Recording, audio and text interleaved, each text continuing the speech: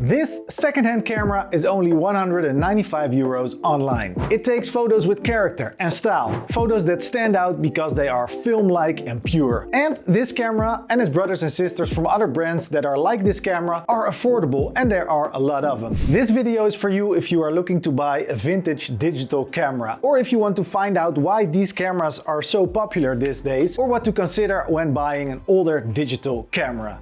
Interested? You are not the only one. Welcome to the resurgence of the vintage digital cameras. As you can see, YouTube photographers have been doing this for a while now. Taking old cameras, making videos about it with engaging titles and collecting the views. But why are these cameras so appealing? Well, let's start with the first obvious reason, which is the price. These cameras are way cheaper than new cameras or your smartphone. Also, there's a lot of choice, and it's a fun challenge to find that one camera that you have been searching for on Amazon or Marktplaats in a badly placed ad so you can pick it up for very little money. If you want to watch more videos about vintage digital cameras, I'd highly recommend my man James with his YouTube channel called Snappiness. He sums up the appeal of vintage cameras in one word: nostalgia. It's a hearkening to the recent past, something tangible, physical that you can hold and feel, different from the current world around us, which is advancing in technology so fast. And the cameras themselves are a big part of that experience, as are the results, the photographs. And from that perspective, digicams aren't really all that different from using film in 2022. They offer a totally different physical experience than a smartphone or a modern mirrorless camera would, and the results look, well, different. He explains it so well, I might have well called this video "Go watch Snappiness if you like vintage digital cameras." But wait, don't click away just yet, because I want to introduce the Leica D-Lux 4. 10 megapixels, 24 to 70 millimeter equivalent zoom, and it's from 2008. And to be honest, you can go much deeper and much older into the digicam rabbit hole, because this camera is actually still quite good.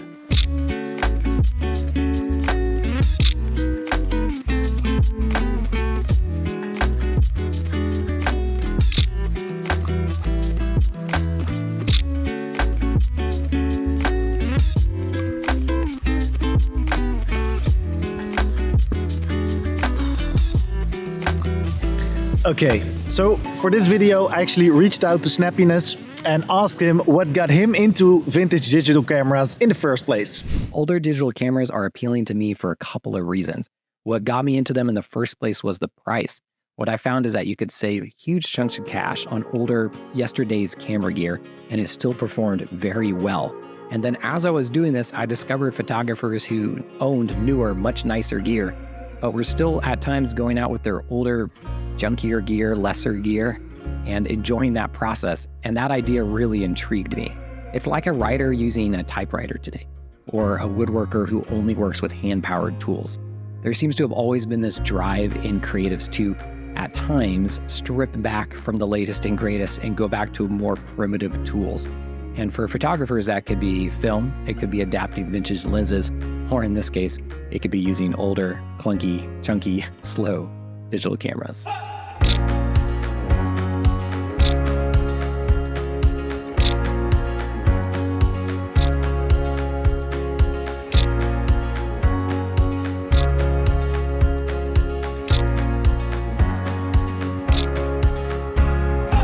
But it's not only the prices that are causing so many people to jump on the vintage digital ship. There's more. In photography, at least for now, we have reached the point where the image quality in stills is at a certain apex. New camera bodies that are coming out are equipped with better autofocus, video specs, better viewfinders or LCD screens, but when it comes to the actual quality of the photos, there is not much changing. The photos are just very, very good in all the latest models of all the brands. And whenever camera manufacturers cram even more megapixels into their bodies, I hear a lot of photographers say that they don't even really like the over-sharpened, high-definition feeling of these images. New cameras that produce images that are tech-sharp from edge to edge with high dynamic range and true-to-life color rendering, well, they just don't have any soul. One of the cameras I work with professionally is the Sony a7 IV, for instance. This camera does everything right. Video, photo, autofocus, ergonomics. It's just an amazing camera, but it just doesn't give me that let's go out, explore the world, feel photography sensation. It gives me the let's produce high-level quality content that the client is happy with sensation. And that's important, but it just doesn't spark that passion. And older cameras do spark that passion, at least for me and a lot of other photographers. It's just exciting to watch the world through an older camera. It's the imperfections that make it fun. The imperfections become part of the artistic language, adding depth and authenticity to the work. Photographers can break free from the pursuit of picture-perfect images that are just correct, and just celebrate creativity and uniqueness. It goes beyond technical perfection.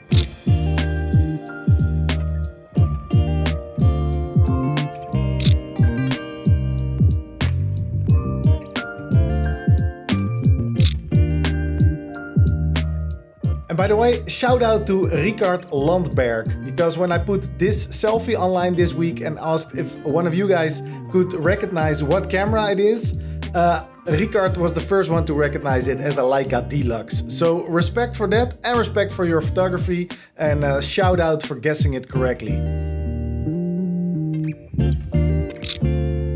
Vintage digital photography opens up a world of artistic expression beyond technical perfection. And not only the images are nostalgic, also the camera itself, of course.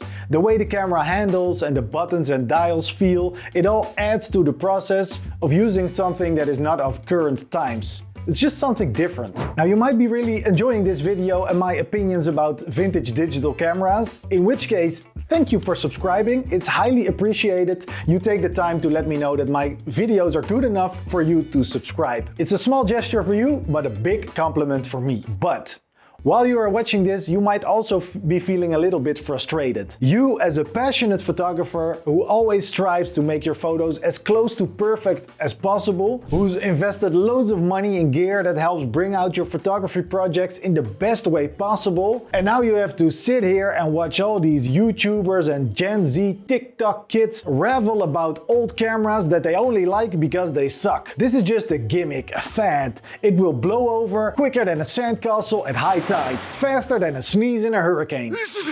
Well, in a way, I agree with you. Photography should be about exploring the world, capturing stories that have meaning to you and significance to others. It shouldn't be about trends and hypes and copying what all the cool influencers are doing. However, if this means that more people, and especially new people, embrace photography as an art form, all the better. There's a time for high quality photography with exceptional cameras, and there's a time for creative photography with vintage cameras. Whatever floats your boat. And I say high quality photography with exceptional cameras as if cameras from the past don't take exceptional photos as well, which is just not true. You would be surprised at the image quality some of the older cameras still produce. Now, to bring it back to the true expert in this video, here's James with a couple of tips when it comes to buying a vintage digital camera. If you decide you're in the market for an older digital camera, here are some tips. I always love to recommend the 2005 to 2008 era DSLRs as a great starting point. These cameras are big, chunky, clunky, loud, and it's just such a different photographic experience than the mirrorless cameras today. You have the OVF, the feedback and the sound of the mirror slap. They take fantastic images, and then some of the best from that era are only about $100 today. Whatever type of old digital camera you decide on, make sure you check on the condition of the camera before you buy it. Check and read into the availability of the battery type and the memory card format, especially since sometimes those aren't available anymore. Make sure that the RAW files can be edited in your favorite editing software, because this has bit me before. There are also several good photography stores that sell used camera gear around the world that offer free returns and warranties on the items, in case you're nervous about getting into the peer-to-peer environment and buying some old digital camera from some random dude like me on the internet. Well, that random dude on the internet does have a very nice YouTube channel about vintage digital cameras, so be sure to check out Snappiness. And thanks for your input, James.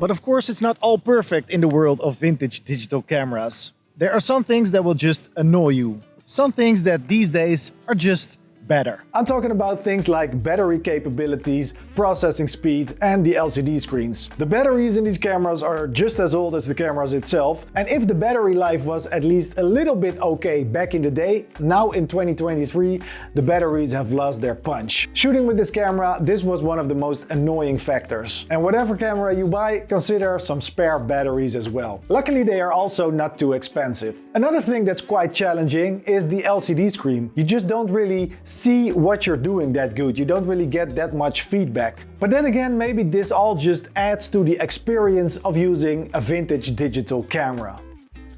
If only there was a camera with nice presets, with all the character and form from back in the day, but with all the good things of today. Wouldn't that be something? Of course I'm joking, because the Ricoh GR3 is actually very good. And not only for street photography, if you want to know 10 genres the Ricoh GR3 is also very good at, check out this video right here. Peace!